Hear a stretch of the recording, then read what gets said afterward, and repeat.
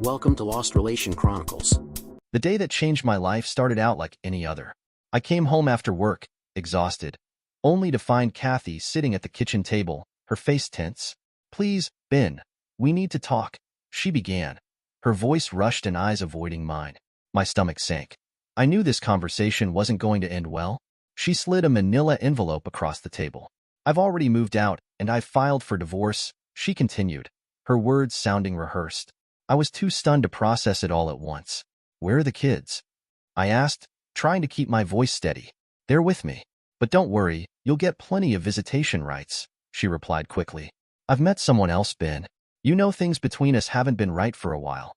I'm truly sorry, but there's no easy way to say this." Anger flared in my chest. How could things ever be good when you were out screwing someone else? I shot back. For the first time, she actually looked guilty. "I'm really sorry," she repeated softly, her eyes finally meeting mine. "I have to think about what's best for the kids and me." "Who is he?" I demanded, my anger barely contained.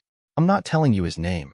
It would just cause more trouble," she said, clearly trying to keep control of the situation.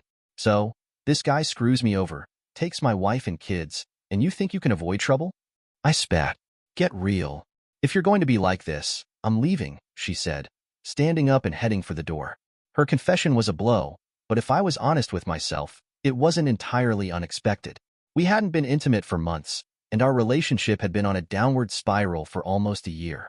I'd suspected something was off and had tried to talk to Kathy repeatedly, but she always brushed me off, insisting I was just imagining things. Kathy had always been stunning, tall, striking, with a sense of style that turned heads. I should have been paying more attention to what was happening in our marriage instead of working 6 days a week trying to build a life for us. We used to play golf together at the municipal course, but Kathy always preferred the upscale country club she visited as a guest with her friends. It was a source of constant tension between us. I thought we should wait a few years before committing to an expensive membership, but Kathy wanted the high life now. Looking back, I couldn't shake the feeling that her new guy was either already a member or would be joining soon. There was a time I considered hiring a private investigator to keep an eye on her, but I never went through with it. Maybe I should have. But then again, what would it have changed? The moment she chose to be with someone else, our marriage was already dead. The next morning, I reached out to my business attorney, who put me in touch with a divorce specialist. I managed to secure an appointment quickly. The first thing I made clear was that my priority was my children. I needed to know where they were and how soon I could see them. Through Kathy's lawyer, we discovered that she and the kids were staying at a house owned by a man named Roger Brown. He was about a decade older than her, a well-known figure among the country club elite. Old money, the kind that bought luxury and status with ease. It was clear Kathy had traded me in for someone who could give her more. A bigger house, a thicker wallet, and that coveted club membership. My attorney didn't sugarcoat it when he delivered the harsh reality. Kathy, having been a stay-at-home mom, would almost certainly get custody of the kids. On top of that, she'd likely walk away with half the value of our home and possibly even a substantial portion of my business. That night was the lowest point of my life. I sat alone in a nearly empty house that no longer felt like mine. My children were sleeping under another man's roof, and my wife was in his bed. I had spent years sacrificing, working tirelessly to support my family, only to be discarded like yesterday's news. I tried to eat dinner, a microwaved meal, but discovered that Kathy had taken all the silverware with her. All I could find was a flimsy plastic fork in the back of a drawer. That pathetic fork, snapping under the weight of my frustration, was the final straw. As I stared down at my cold, untouched meal, something inside me hardened. I made a vow, a promise to myself that no matter what it took, no matter the cost, or who I had to confront, this would not stand. I would take back what was mine, and I would not let anyone, not Kathy, not her new man, not the system, strip me of everything I had worked so hard to build. I had been running my own equipment rental business ever since Kathy and I got married 8 years ago. Business was booming, but I wasn't pulling much cash out of it. Aside from a modest salary and the occasional bonus, nearly all the profits went right back into the business. I was focused on expanding, buying new equipment as fast as I could to grow our future. I'd explained to Kathy countless times that we needed to tighten our belts for a few years. Every dollar reinvested would pay off exponentially down the road. But Kathy wasn't interested in delayed gratification. She was all about the here and now. She loved her first-class flights and spa days at the club, while I focused on building something that would secure us for life. Despite everything, Kathy allowed me to see the kids. Nancy, 7, and Lucas, 5, stayed with me every other weekend, and I took them out for dinner at least once a week. It was far from what I wanted, but my attorney reminded me it was more than many fathers in my situation received. He gave me some invaluable advice. Don't get mad. Get the house. It was his way of saying that, in divorce, strategy matters more than rage. Legally, Kathy had the upper hand as the stay-at-home mom, but morally, I was on higher ground. Running off with another man and taking the kids with her wasn't exactly a story that would sit well with our community. He urged me not to act on my anger. If I lashed out, I'd lose that moral high ground. Remember, he said, Kathy's probably already feeling guilty, and she's bound to be getting flack from friends, family, and even the kids. That's your leverage. Use it. Don't squander it. I had to bite my tongue and swallow my pride, even though it felt like swallowing shards of glass. But I knew that, eventually, I'd find a way to turn the tables on her and her new man. My attorney was right. The fallout was intense. Friends and neighbors were shocked. Even Kathy's own parents disapproved of her actions. Her father called me one evening, asking if there was any hope of reconciliation. I had to tell him the hard truth. I wasn't the one who tore our family apart. That was Kathy's choice. Then, one evening, Kathy showed up at the house wanting to talk. But it wasn't really a conversation. It was her attempt to convince me that ending our marriage was somehow for the best, that we could amicably move on and everything would be fine. Kathy, just look around this place, I said, gesturing to the hollow, lifeless rooms. This isn't a home anymore. It's an empty shell. I don't have a wife anymore. I don't have my kids living here. This isn't a life. It's just 4 walls now. She started crying, her face crumbling as I laid it all out. But I couldn't hold back. You threw everything away, Kathy. For what? To cash in with your rich new boyfriend? Tears streaming down her face. She had no more words left. I stood up and opened the door. You should go, I told her quietly. And for the first time, she didn't have a retort. She just left, leaving me alone again in the house that once was a home. The kids were, unintentionally, a good source of information on Kathy's new improved life. But my best intel came from mutual friends. The way it worked was typical. Kathy would confide in a girlfriend, who would tell her husband, who would then pass it along to me. I was careful to keep up with my usual rounds of golf with friends, never asking direct questions, but simply listening. Everyone was eager to share the latest gossip. It seemed like our breakup had become the talk of the town for months. Through these conversations, I learned that Kathy hadn't initially gone looking to cheat. In fact, it was Roger Brown who had set his sights on her and patiently worked his way into her affections over time. The old scumbsucker knew exactly what he was doing, courting her with the kind of lifestyle she always craved but I could never afford to give her. When Kathy's attorney offered a 60-40 split of our assets in her favor, my attorney recognized it for what it was, a bait for a quick settlement. But Kathy didn't need my money. She was already living in the lap of luxury with Brown, who had more wealth than they could ever burn through. So, we decided to hold our ground, seeing if we could get an even better deal. Then came the juicy tidbit from the grapevine. Kathy and Roger were planning a June wedding. The country club was already booked. This would be Roger's first marriage, so he was going all out, sparing no expense. Normally, there would have been plenty of time for Kathy to finalize our divorce and still make that June deadline. But my attorney had a few tricks up his sleeve and was confident he could drag things out just long enough to spoil their plans. He casually asked me if I had any upcoming business trips to Europe.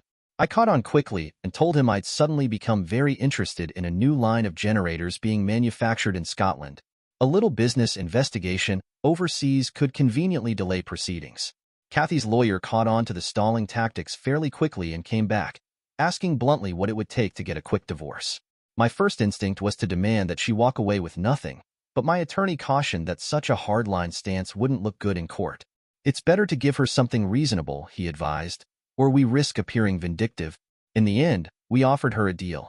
She'd get 50% of the value of our house, but only when it was sold or in 10 years, whichever came first. No upfront cash, no alimony, no child support, and absolutely no claim to my business, now or in the future. Kathy agreed to the terms without hesitation. I imagine the wedding invitations were already printed, and they didn't want anything delaying their big day. At my insistence, the agreement explicitly stated that this was a final deal, with no loopholes for her to come back later for more. I wanted it crystal clear. Once it was over, it was truly over. She was ready to move on with her new, shiny life. and I was more than happy to let her. After Kathy moved out, I shifted my focus when it came to the business. I stopped making large equipment purchases, keeping only what was essential and putting everything else on credit. My priority was to accumulate cash, funneling every spare dollar into savings. Once the divorce was finalized in February, plenty of time before Kathy's June wedding, I felt a weight lift. It was like a race to the finish line. But now, I was free to start my life over on my own terms. The first thing I did was house hunting. I wanted a place where the kids could feel at home, something new that was just ours. I eventually found the perfect spot, a spacious 5-bedroom house with a pool, a huge yard backing onto the woods, and an in-law apartment above the garage. I knew the kids would love it. I took a substantial bonus from my business and paid cash for the property. As for the old house, instead of selling it and coughing up Kathy's 50% share, I decided to rent it out. This way, she wouldn't see a dime until the 10 years were up, just like we had agreed. The look on Kathy's face when she came to pick up the kids from the new house was priceless. The kids were bubbling over with excitement, giving her the grand tour. She was clearly stunned. "How can you afford a house like this, Ben?" she asked, her eyes wide. "I always told you the business would pay off someday," I replied with a grin. "Did you think I was kidding?" "But the mortgage, it must be enormous," she stammered. "I paid cash, Kathy. You should have paid more attention to what I was building. The rental inventory alone is worth over $5 million. I added casually, watching her face shift from confusion to something like regret. "Ben, I had no idea." "Really?" She looked genuinely taken aback, perhaps even realizing that she'd bet on the wrong horse. But it was too late for her now. I had moved on. To complete my transformation, I joined the same country club Kathy had been so eager to join with Brown. The first time I walked into the bar and saw them there together was a test of my nerves, but I held it together. Kathy couldn't stop glancing my way, her eyes filled with something that almost looked like longing. Maybe she was realizing that the grass wasn't greener after all. But as much as I enjoyed my quiet revenge, the bitterness lingered. Watching them flaunt their relationship was like rubbing salt into an open wound. That's when I decided to reach out to an old customer of mine, Al. He rented equipment from me regularly, generators, temporary HVAC units. But I also knew he was connected. People in the business circles whispered about his influence, the kind that could arrange for problems to go away. I had a very discreet conversation with Al one evening. I made it clear what I wanted. For Roger Brown to have a very unfortunate accident, I stressed that it needed to look completely natural. Al listened, nodding slowly, and then he told me the truth. It would cost more to make it look like an accident. He could either connect me directly with the right people or handle everything himself for a fee, about 1/3 of the total cost. I liked the idea of keeping my identity a secret, with Al as the sole contact. It was worth the extra money to ensure no one could trace it back to me. A week later, Al came back with a price: 75 boxes of ZD, which was our code for $75,000. I agreed and reminded him it had to be done before the wedding in June. As the weeks dragged on and the wedding date approached, I started to get nervous. There were no updates, no confirmation that anything was in motion. I wondered if Al had backed out, or if he was stringing me along. Then, less than a week before the big day, I got the news. Roger Brown was found dead in a seedy motel just outside of town. No one knew what he was doing there. The story that made the rounds was that he'd overdosed on some recreational substances, though whispers hinted at a heart attack. The official narrative didn't matter much to me. All I cared about was that the job was done, and done without a trace.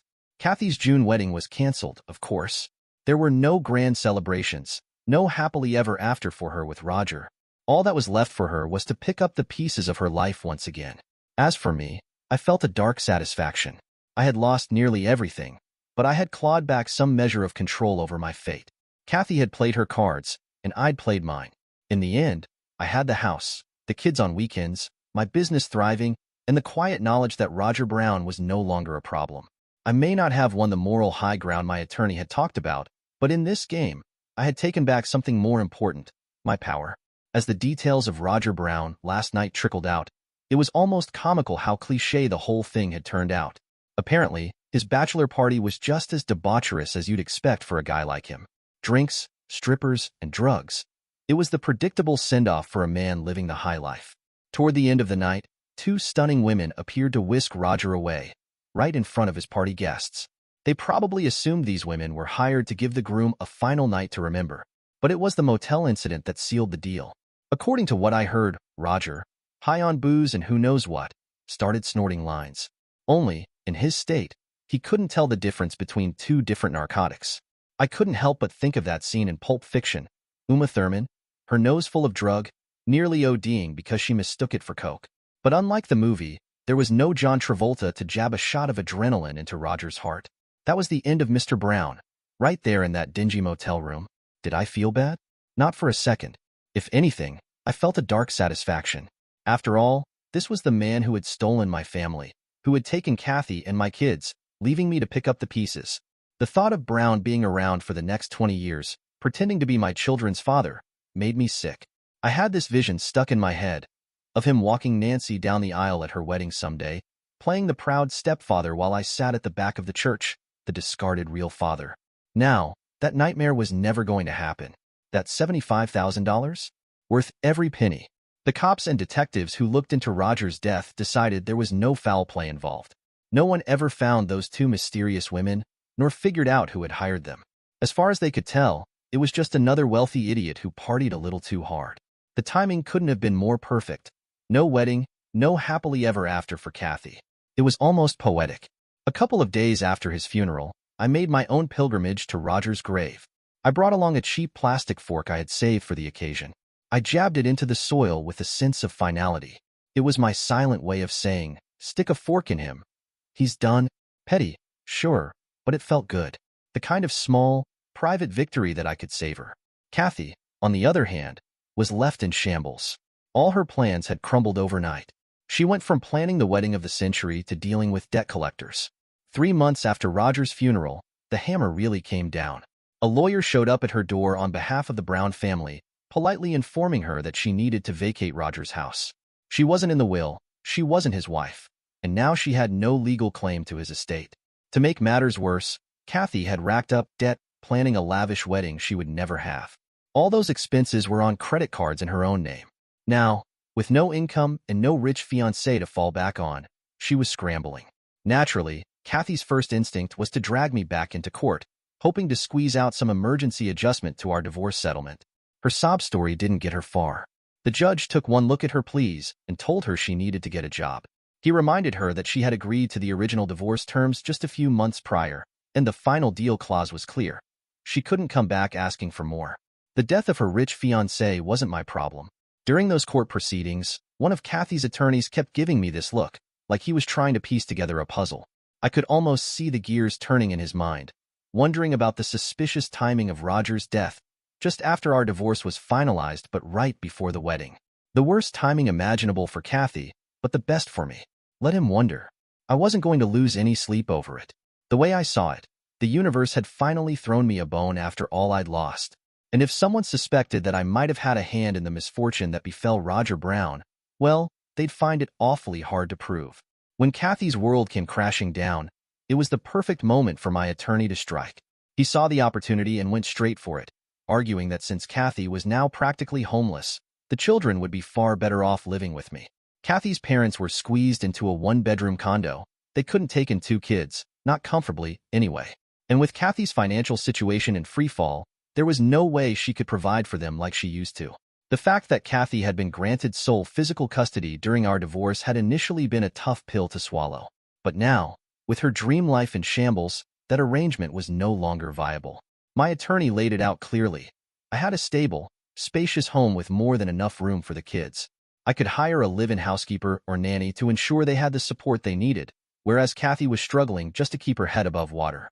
And to sweeten the deal, my attorney emphasized that, given her dire financial state, I wouldn't ask for any child support if custody was transferred to me. In the end, the judge agreed with our proposal. The kids would be better off with me, where they had stability, space, and resources. The decision was like a hammer blow to Kathy, but her tears didn't move me. As we stood outside the courtroom, making arrangements for the kids to move in with me the very next day, I could see the despair in her eyes. But after everything that had happened, I couldn't bring myself to feel sorry for her. She had made her choices, and now she was living with the consequences. When she broke down, pleading with me to reconsider, all I could think about was how indifferent she had been when she walked away from our life together for her shiny, new one with Brown. She'd thought the grass was greener, but it turned out to be nothing but weeds.